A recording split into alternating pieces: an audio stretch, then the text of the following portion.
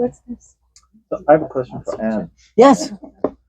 So it's very obvious the motivation behind writing a sort of a travel log and lessons learned and stories and you know, lessons that you can actually pass down to people.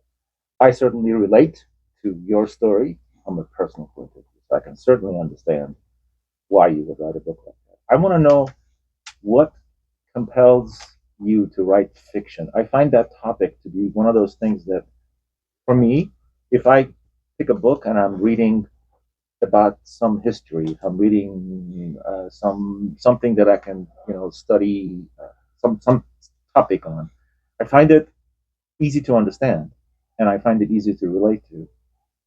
And I do read um, a lot of fiction books, and I find myself lost in them when I read them. But I want to know what's your motivation for writing fiction in particular. You made a point of saying this was a not in today's world. It was an Right. imaginary world, and I want to know what was your motivation. I love creating stories, I guess, and characters, and I like I hear like dialogue in my head, and I see scenes in my head, and I like to bring them to life, so to speak, and learn who those characters are and have them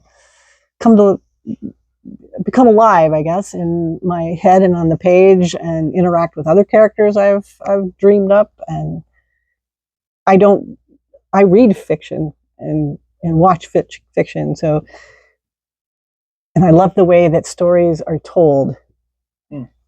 So I play with that a lot. I wrote a story just recently when I heard the dialogue in my head, and that's how I started. I was like, well, I'm going to write this dialogue down before I forget it.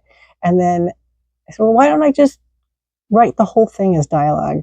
So I wrote the whole thing as dialogue. So you have to convey everything about the setting and the characters and what's going on and everything in dialogue, as opposed to explaining it.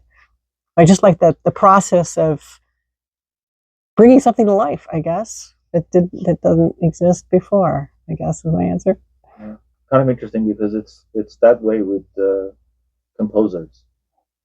Things are running in their heads the whole time, and they jot it down.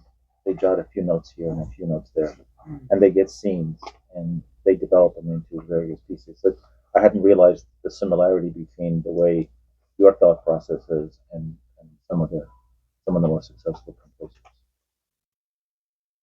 Yeah, because like I said, I saw this opening scene in my head, and even like some of the words in the sentences, and so I said, well, I'm going to write them down, and then later I said, okay, now what is the story? Why were they in this situation, and then who are these people, and where is it going to go from here? So I just love all that. The creative process.